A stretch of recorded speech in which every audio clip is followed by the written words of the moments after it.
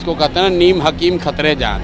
दिलीप जायसवाल को अपने जीवन में सोशल मीडिया का कुछ आइडिया है नहीं। इनके पिताजी को सोशल मीडिया हम लोगों ने सिखाया है। जिस कॉलेज को कब्जा करके बैठे हुए हो उसका भी जांच करा लो, अपनी ही सरकार से करा लो कि उस कॉलेज का मालिक कैसे बने हो।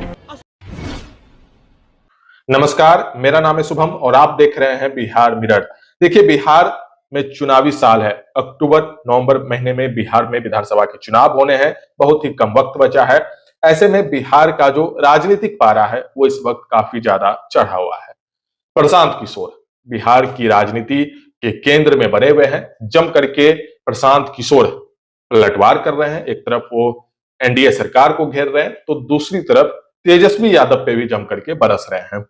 2 दिन पहले प्रशांत किशोर का सामना दिलीप जायसवाल से हुआ।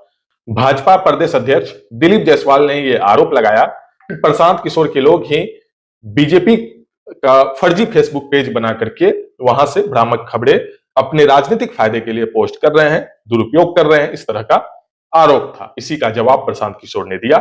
प्रशांत किशोर दिलीप जायसवाल पे लगातार गरजते रहे। प्रशांत किशोर भी तीखे अंदाज में उन्होंने दिलीप जायसवाल को इसका जवाब दिया।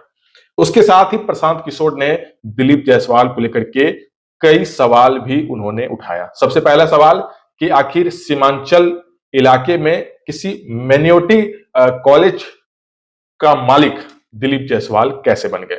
प्रशांत किशोर ने कहा कि सीमांचल में एक सिख कम्युनिटी का मेडिकल कॉलेज है जहां पे कभी दिलीप जायसवाल क्लर्क का काम करते थे, आज वो उस मेडिकल कॉलेज का मालिक कैसे बन गए हैं।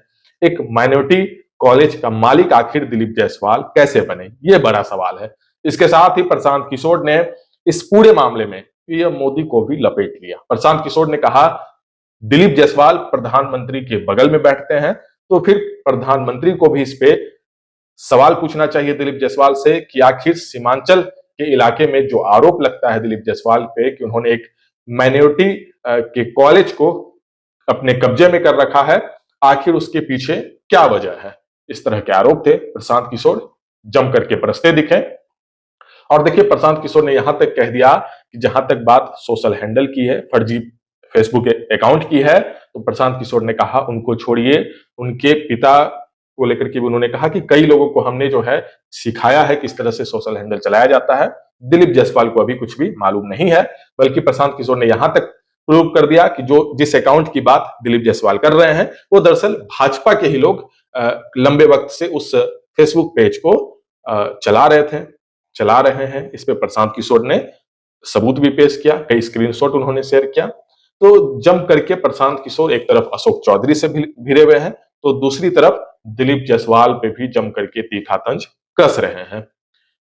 आपकी क्या राय है, आप इस वीडियो के कमेंट सेक्शन में लिख सकते हैं। मेरा नाम है शुभम और आप देख रहे थे बिहार मिरर को, जिसको कहते हैं नीम हकीम खतरे जान। दिलीप जायसवाल को अपने जीवन में सोशल मीडिया का कुछ आइडिया है नहीं। इनके पिताजी को सोशल मीडिया हम लोगों ने सिखाया है। जिस अकाउंट की वो बात कर रहा है, सब लोग ध्यान से सुन लीजिए, जिस अकाउंट का बात दिलीप जायसवाल कर रहे हैं वो भाजपा के 2 लोग आज से नहीं 2016 से चला रहे हैं। और उस आदमी को ये भी नहीं समझ है कि ये भाजपा का कोई पेज नहीं है, ये फेसबुक ग्रुप है जिस पर कोई भी जाकर कुछ भी लिख सकता है। 2016 से ये 2 लड़के भाजपा के ये ग्रुप चला रहे हैं। उस पर आरजेडी के लोग भी पोस्ट करते हैं, उस पर जनसुराज के भी लोग पोस्ट कर रहे हैं, भाजपा के लोग भी पोस्ट कर रहे हैं। उनको जो केस किए हैं तो उनको कहिए कि तुम्हारा तो सरकार है ना, तुम जाओ और डीजीपी के साथ जाओ, और उसमें अगर एक भी चीज़ गलत निकल जाएगा तो प्रशांत किशोर राजनीति से संन्यास ले लेगा। लेकिन अगर नहीं निकला तो इसको हाथ जोड़कर दिलीप जायसवाल को पूरे बिहार के युवाओं से माफ़ी मांगना चाहिए। इस आदमी को कोई समझ नहीं है। इस आदमी को एक ही चीज़ का समझ है कि कॉलेज कैसे कब्जा किया जाता है। दिलीप जायसवाल का हिस्ट्री आपको बता देते हैं। दिलीप जायसवाल का हिस्ट्री ज़रा सुन लीजिए। सीमांचल में माइनॉरिटी के मेडिकल कॉलेज में ये व्यक्ति कैसे उस कॉलेज को इन्होंने गलत तरीके से कब्जा किया हुआ है, उसकी जांच होनी चाहिए। और बेचारे जो सरदार जी उसके मालिक थे जिन्होंने उस कॉलेज की स्थापना की, उनकी हत्या हुई, कैसे हत्या हुई, इसकी जांच होनी चाहिए। ये हमको डराने की कोशिश कर रहे हैं।